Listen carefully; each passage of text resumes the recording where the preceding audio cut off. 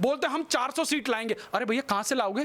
कौन से tent house से लाओगे? हैं अब्दुल टेंट हाउस से लाओगे? करीम टेंट हाउस से लाओगे? कहां से लाओगे? 403 सीट की विधानसभा, तुम्हें जो है 400 सीट जीत जाओगे तो तुम्हारी बुआ क्या करेंगी? तुम्हारे वो युवाओं का साथ पसंदे वाले वो पप्पू भैया क्या करें? राम भगवान के सेवकों पर गोली चलवाने वाला आदमी और हिंदू होते हुए छाती ठोक के कहता है कि जो है हाँ मैंने जो है गोली चलवाई है, नहीं तो मैं मुसलमानों का दिल कैसे जीत सकता था। ऐसे लोगों को आप गद्दार नहीं कहेंगे तो क्या कहेंगे? आज जो अपने आप को बड़ा अपराधी समझते थे, जो लोग सपा और बसपा की फ्रेंचाइजी चलाते थे, आज गले में तख्तियां टांग के घूम रहे हैं कि महाराज हम जो है आत्मसमर्पण करना चाहते हैं। तो इसको कहते हैं गवर्नेंस। आज अमेरिका के अंदर, ऑस्ट्रेलिया के अंदर योगी जी के गवर्नेंस की चर्चा हो रही है। देश के अंदर एक जो है गौरव करने का मौका आया कि आज हम लोगों के पास, हम लोगों ने जो इंडिजीनियस जो है वैक्सीन इजाद कर दी। तो लाल टोपी वाले भैया क्या कह रहे थे? भैया उत्तर प्रदेश वालों याद रखना, ये सो कॉल्ड ऑस्ट्रेलिया से पढ़ के आए हैं और ये लाल टोपी वाले बंदर क्या बोलते हैं कि ये इंजेक्शन लगवाने से नपुंसकता हो जाती है, ये इंजेक्शन भाजपा वालों की। तो भैया सपोलो कतई मत लगाना। सर, कल्याण सिंह के निधन पे पूरा देश शोक मना रहा था, पूरे देश को दुख था, हिंदुत्व का एक बड़ा चेहरा थे, लेकिन अखिलेश यादव और मुलायम सिंह पूर्व मुख्यमंत्री होने के बावजूद भी एक पूर्व मुख्यमंत्री के फ्यूनरल में नहीं जाते। किस नज़रिए से देखते हैं? भैया जिन लोगों ने वैचारिक रूप से खतना करवा लिया हो उन लोगों के लिए जो है बाबूजी कल्याण सिंह जी जो है एक्सेप्टेबल नहीं होंगे।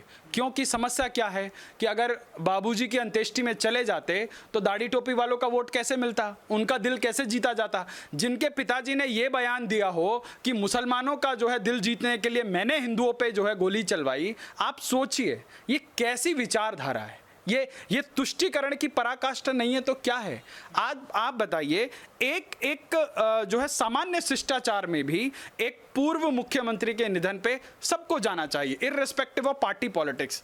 आज कांग्रेस के बड़े नेताओं ने कोई जो है इस पे कोई जो है एक शोक नहीं जताया है ना। आज आप देखिए बहन मायावती तो पहुंच गई परंतु टीपू भैया नहीं गए, इनके परिवार से कोई नहीं गया, क्योंकि इनको अभी भी इनको इस देश के जो बहुसंख्यक हिंदुओं से ज़्यादा इनको जो है जो 18-19% मुसलमान हैं उनका दिल जीतना है। आपको ये क्रोनोलॉजी समझनी पड़ेगी, क्योंकि इनको पता है और जो इनके रणनीतिकार हैं उनको पता है कि ये लोग देखो, अंग्रेजों जो इस देश में अंग्रेजों ने लगभग 200 साल तक राज किया, वो कैसे राज किया, 100-150 साल जो भी राज किया, उनका एक टैगलाइन था, फूट डालो और राज करो। और ये उसी चीज को अभी तक पकड़े हुए हैं कि गोरे चले गए काले आ गए। तो ये जो राजनीतिक गोरे हैं इन लोगों ने ये चीज पकड़ ली और आज कई लोगों का अब्बू तो जो है विकास दुबे बन रहा है। जो लोग कल विकास दुबे के एनकाउंटर पे सवाल उठा रहे थे आज उन लोगों को अचानक से ब्राह्मण याद आने लगा है। तो ये आपको जो पूरा का पूरा उत्तर प्रदेश का जो मैथमेटिक्स है वो समझना पड़ेगा। सुब्रत राय ने बयान दिया है कि अगर मुलायम सिंह और अखिलेश चले जाते तो उनके पाप धुल जाते। तो ये कौन से पाप थे जो अभी तक ये धो नहीं पा रहे? देखिए पाप तो इतने हैं कि अगर मैं गिनाने बैठूं तो शायद आज का पूरा दिन निकल जाए तब भी ये पाप पूरे नहीं होंगे। आप सोचिए, राम सेवकों पर, राम भगवान के सेवकों पर गोली चलवाने वाला आदमी और हिंदू होते हुए छाती ठोक के कहता है कि जो है हाँ मैंने जो है गोली चलवाई है, नहीं तो मैं मुसलमानों का दिल कैसे जीत सकता था। ऐसे लोगों को आप गद्दार नहीं कहेंगे तो क्या कहेंगे? आप बताइए, अगर आप प्रदेश के मुखिया हैं तो आप सबके गार्जियन हैं कि नहीं है? आप हिंदुओं के भी गार्जियन हैं, आप मुसलमानों के भी गार्जियन हैं, आप सिख के भी गार्जियन हैं, ईसाइयों के भी गार्जियन हैं। आप लॉ एंड ऑर्डर को इंटैक्ट नहीं कर सकते। आपने तुष्टीकरण की राजनीति को हवा देने के लिए एक जो है जमात के लोगों का विश्वास जीतने के लिए आपने कत्लेआम मचा दिया और उसके बाद आप बड़े प्राउडली बोलते हैं कि मैंने हाँ करवाया।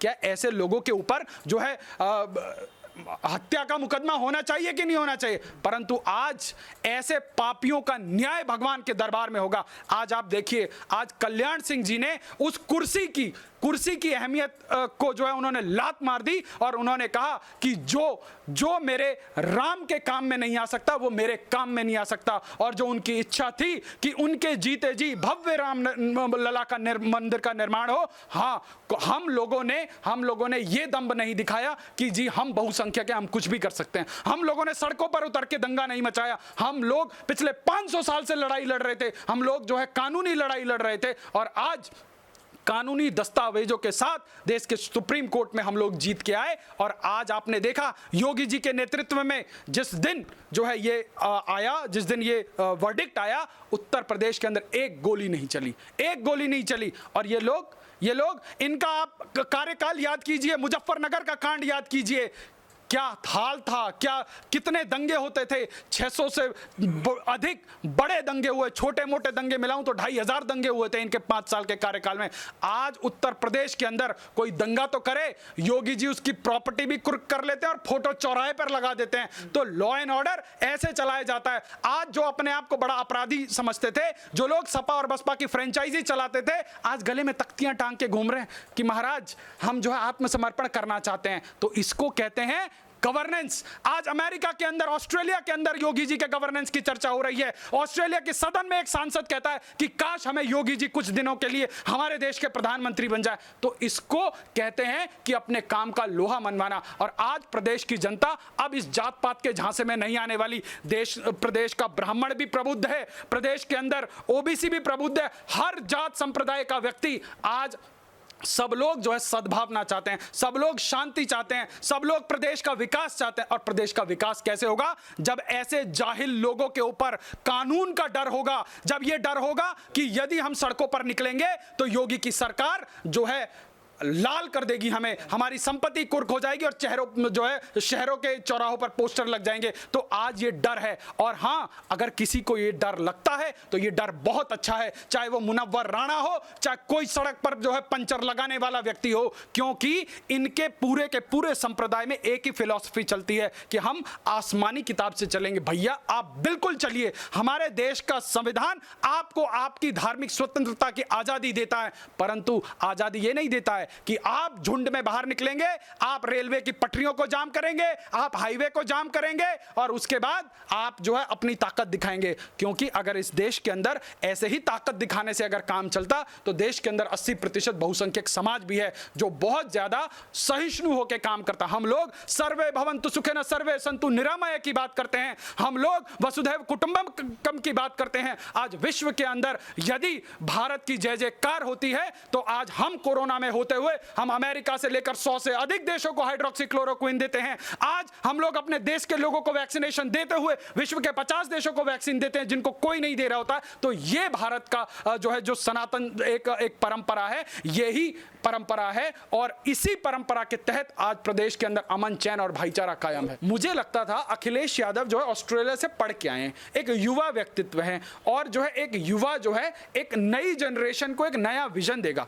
पर जब देखा तो समझ आया कि 5 साल की राजनीति के बाद जो लब्बो लुबाब ये है कि हर शाख पे उल्लू बैठा है, बर्बादे गुलिस्ता क्या होगा जब पापा भी मुख्यमंत्री, चाचा भी मुख्यमंत्री, दूसरा चाचा भी मुख्यमंत्री, वो आजम खान अघोषित मुख्यमंत्री जिसकी भैंसिया को उत्तर प्रदेश की पुलिस ढूंढती थी, और उसके बाद तो अखिलेश यादव तो बचे कुचे मुख्यमंत्री थे ही। तो भैया काम कैसे होगा? मतलब ब्यूरोक्रेसी किस किस को जो है रिस्पॉन्ड करेगी? आप जो है बच्चों से गलती हो जाती है वाली माननीय नेताजी को जो है सलाम ठोकेगी कि राम गोपाल यादव जी को सलाम ठोकेगी, शिवपाल चचा को सलाम ठोकेगी कि वो जो है लोगों के जांघियों के कलर बताने वाले आजम खान चचा को सलाम ठोकेगी। तो पूरी ब्यूरोक्रेसी बेचारी भिन्नाई घूम रही थी, कोई भैंसिया ढूंढ रहा था, कोई जो है सैफई में नचवाने का काम कर रहा था, कोई लंदन से जो है बगिया मंगवा रहा था। अब सोचिए जनता के लिए तो कोई था ही नहीं, ना नेता अवेलेबल था, ना जो है ब्यूरोक्रेसी अवेलेबल थी। और तो और नशा सत्ता का ऐसा था कि जो है लखनऊ से लेकर जो है मुंबई तक जितने भी इनके पक्ष में जो है माहौल बनाने वाले लोग थे उन लोगों को बुला बुला के जो है 50,000 का जो है पता नहीं कौन सा सम्मान दिया जाता था, आजीवन पेंशन की व्यवस्था कर दी थी। क्योंकि उत्तर प्रदेश का जो खजाना था इनके बाप का माल था, इसीलिए ये लोग फर्राटेदार तरीके से उड़ाते थे, जनता को पूछने वाला कोई नहीं था। तो आज जब 2014 के बाद केंद्र में नरेंद्र मोदी जी के नेतृत्व में सरकार आई तो विकास के पैमाने बदले गए, जात पात से ऊपर उठकर विकास की बात की गई, सबका साथ सबका विकास सबका विश्वास की बात की गई, ब्राह्मणवाद जो है जातवाद क्षेत्रवाद भाषावाद की बात नहीं की गई, अमीर गरीबवाद की बात नहीं की गई, जो है तुष्टीकरण की राजनीति नहीं की गई। अगर शौचालय दिया तो सबको दिया, अगर जो है प्रधानमंत्री आवास दिया तो सबको दिया, यदि कोई स्कॉलरशिप दिया तो सबको दिया, बिजली दी सबको दी, सड़क दी सबको दी। आज उत्तर प्रदेश के अंदर विकास की बात बात हो रही है। आज उत्तर प्रदेश के अंदर जो है 1.5 लाख करोड़ से ज्यादा जो है इन्वेस्टमेंट लाई जा रही है। एक बहुत बड़ा इंडस्ट्रियल डिफेंस हब बनाया जा रहा है। आज जो है चाइना के ऊपर जो हमारी प्लास्टिक के खिलौनों की डिपेंडेंसी थी उसको खत्म करके खिलौनों के लिए स्पेशल इकोनॉमिक जोन बनाए जा रहे हैं। आज जिन प्रवासी मजदूरों को कोविड में जो है महाराष्ट्र में और दिल्ली की सड़कों पर धक्के खाना पड़ता था, आज उन लोगों को चिन्हित करके उनको स्किल के आधार पर उन लोगों को काम देने के लिए अगर कोई काम कर रहा है तो माननीय योगी जी के नेतृत्व में काम किया जा रहा है। आज उत्तर प्रदेश के अंदर जिस तरीके से काम हो रहा है, पिछले 6 दशकों में जितने मेडिकल कॉलेज नहीं खुले, पिछले 5 साल के अंदर उससे 4 गुना मेडिकल कॉलेज अधिक खुलवा दिए गए हैं। तो आज कोरोना के काल में जिस प्रदेश की जनसंख्या समूचे यूरोप के बराबर जनसंख्या हो, आज उस प्रदेश के अंदर घर घर पर जो है मुख्यमंत्री खुद पहुंच रहा है, घर घर पे दवाई पहुंचाने का काम किया, माइक्रो लेवल पर असेसमेंट हुए हैं, माइक्रो लेवल पर ट्रीटमेंट हुआ है। और आज की तारीख तक जब आप और मैं चर्चा कर रहे हैं 6.5 करोड़ लोगों को वैक्सीनेशन हो चुका है। अगर इसको विकास नहीं कहते तो क्या कहते हैं? कम से कम भाजपा वाले ऐसी इररिस्पॉन्सिबल राजनीति तो नहीं कर रहे कि जब देश की जनता, प्रदेश की जनता जो है कोविड से मर रही थी, जब देश के अंदर एक जो है गौरव करने का मौका आया कि आज हम लोगों के पास, हम लोगों ने जो इंडिजीनियस जो है वैक्सीन इजाद कर दी, तो लाल टोपी वाले भैया क्या कह रहे थे? भैया उत्तर प्रदेश वालों याद रखना, ये सो कॉल्ड ऑस्ट्रेलिया से पढ़ के आए हैं और ये लाल टोपी वाले बंदर क्या बोलते हैं कि ये इंजेक्शन लगवाने से नपुंसकता हो जाती है, ये इंजेक्शन भाजपा वालों के। तो भैया सपोलो कतई मत लगाना, पता लगे तुम्हारा ही वंश बढ़ना आगे बंद हो जाए। तो इस प्रकार से इन गैर जिम्मेदार लोगों ने देश के अंदर, प्रदेश के अंदर जो है लोगों के अंदर जो है एक अफवाह फैलाई। तो इन लोगों को महामारी एक्ट के अंदर बंद कर देना चाहिए कि नहीं चाहिए? आज ये सवाल जो है जनता के ऊपर है। और ये लोग किस मुंह से आज जनता के पास जाएंगे और मद में कुछ भी बोलते हैं हम 400 सीट लाएंगे। अरे भैया कहां से लाओगे? कौन से टेंट हाउस से लाओगे? हैं अब्दुल टेंट हाउस से लाओगे? करीम टेंट हाउस से लाओगे? कहां से लाओगे? 403 सीट की विधानसभा, तुम्हें जो है 400 सीट जीत जाओगे तो तुम्हारी बुआ क्या करेंगी? तुम्हारे वो युवाओं का साथ पसंदे वाले वो पप्पू भैया क्या करेंगे? चलो तुम हमारी गिनती तो छोड़ दो, हम तो जितनी जीत लेंगे, जितनी हमें जनता जिताएगी हम जीत लेंगे। वो तुम्हारे वो छोटे छोटे टटपुंजिये लेके घूम रहे हो, जिनको तुम कभी इधर कंधे पे बिठाते हो, कभी उधर उतार देते हो, उनका क्या होगा? वो पीस पार्टी वाले अब्दुल चिचा को क्या दोगे? तो भैया थोड़ा रियलिस्टिक हो जाओ, क्योंकि प्रदेश की जनता अब वो वाली जनता नहीं है कि जो है तुमने जाके कुछ भी बोल दिया और कुछ भी हो गया। क्योंकि आज देश के अंदर डिजिटाइजेशन हो रहा है। आज देश की जनता हाथ में जो है स्मार्टफोन लेके घूम रही है। आज देश की जनता गूगल करके जो है सही और गलत जो है, आप जो बोलते हो, आप कोई भी एजेंडा चला सकते हो, स्वतंत्र हो, पर देश की जनता भी स्वतंत्र है, उसका दूध का दूध, पानी का पानी। आपने सरकार की इतनी सारी बातें की, लेकिन क्योंकि 2014 से लेकर 2021 तक बहुत सारा पानी बह गया है। 2014 का लोकसभा चुनाव हुआ, लोगों को बिल्कुल भी जो है अंदाजा नहीं था कि जनता किधर जाने वाली है और खास करके उत्तर प्रदेश की जनता किधर जाने वाली है। क्योंकि उत्तर प्रदेश से ही देश के नेतृत्व का रास्ता होकर जाता है। तो वहां पर जो गठबंधन हुआ, जिस प्रकार से चुनाव हुआ, तो भारतीय जनता पार्टी 72 सीट जीत के आई। जब 72 सीट जीत के आई तो ये एक ऐतिहासिक मैंडेट था। और जब वो पूरे देश की टैली में जब परिणित हुआ तो भाजपा 283 सीट लेके आई, जो कि 30 सालों के इतिहास में पहली बार पूर्ण बहुमत की सरकार आई। तो उसने कहीं जो है भाजपा के अंदर एक अद्भुत ऊर्जा का संचार किया। तो इन लोगों ने भाजपा को रोकने के लिए जो है तमाम रणनीति बनाई। क्योंकि हमारे देश के अंदर आज भी पूरे पॉलिटिकल डीएनए के अंदर सिर्फ और सिर्फ जात पात का जो है एक परमुटेशन कॉम्बिनेशन चलाया जाता है।